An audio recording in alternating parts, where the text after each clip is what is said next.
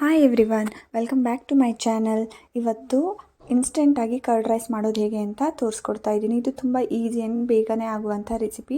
ನಿಮಗೆ ಅಕ್ಕಿ ಎಲ್ಲ ಮಾಡ್ಕೊಳ್ಳೋಕ್ಕೆ ಟೈಮ್ ಇಲ್ಲ ಅನ್ನೋವಾಗ ಇದನ್ನು ನೀವು ಮಾಡ್ಕೋಬೋದು. ಇಲ್ಲಿ ನಾನು ದಪ್ಪ ಅವಲಕ್ಕಿಯನ್ನು 1 ಕಪ್ ತೊಗೊಂಡಿದ್ದೀನಿ. ಇದನ್ನು ನೀರು ಹಾಕಿ ಚೆನ್ನಾಗಿ ವಾಶ್ ಮಾಡ್ಕೊಳ್ತಾ ಇದ್ದೀನಿ 2 ಸಲ ವಾಶ್ ಆದಮೇಲೆ ಇದನ್ನು ನಾನು ಸೋಸಿಟ್ಕೊಳ್ತಾ ಇದ್ದೇನೆ. ಈ ಥರ ಸೋಸಿಟ್ಕೊಂಡು ಸೈಡಿಗೆ ಇಟ್ಕೊಳ್ಳಿ. ಇದೊಂದು 10 ರಿಂದ 15 ನಿಮಿಷ ಸೈಡಿಗೆ ಹೀಗೆ ಇಟ್ಟಿರಿ. ಅಲ್ಲಿ ತನಕ ನಾವು ಮಸಾಲೆನ ರೆಡಿ ಮಾಡ್ಕೊಳ್ಳೋಣ. ನಾನಿಲ್ಲಿ ಒಂದು ಪ್ಯಾನಿಗೆ ಸ್ವಲ್ಪ ಎಣ್ಣೆನ ಹಾಕ್ಕೊಳ್ತಾ ಇದ್ದೇನೆ.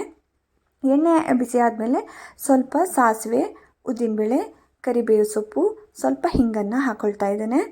ಹಿಂಗಾದಮೇಲೆ ನಾನಿಲ್ಲಿ ಒಣಮೆಣಸಿನ್ಕಾಯಿ ಹಾಗೆ 1 ಹಸಿಮೆಣಸಿನಕಾಯಿನ ಹಾಕ್ಕೊಂಡಿದ್ದೀನಿ.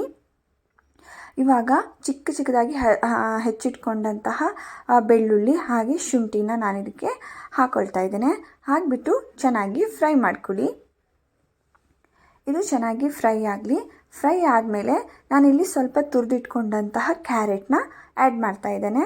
ಇದು ಆಪ್ಷನಲ್ಲು, ನಿಮಗೆ ಕ್ಯಾರೆಟ್ ಇಷ್ಟ ಇಲ್ಲ ಅಂದರೆ ಹಾಕ್ಕೊಳ್ಳದೇನೂ ಇರಬಹುದು. ಕ್ಯಾರೆಟ್ ಹಾಕಿದ್ರೆ ಇನ್ನೂ ಚೆನ್ನಾಗಿ ಟೇಸ್ಟ್ ಬರುತ್ತೆ ಅಂತ. ಇದು ಇವಾಗ ರೆಡಿಯಾಗಿದೆ.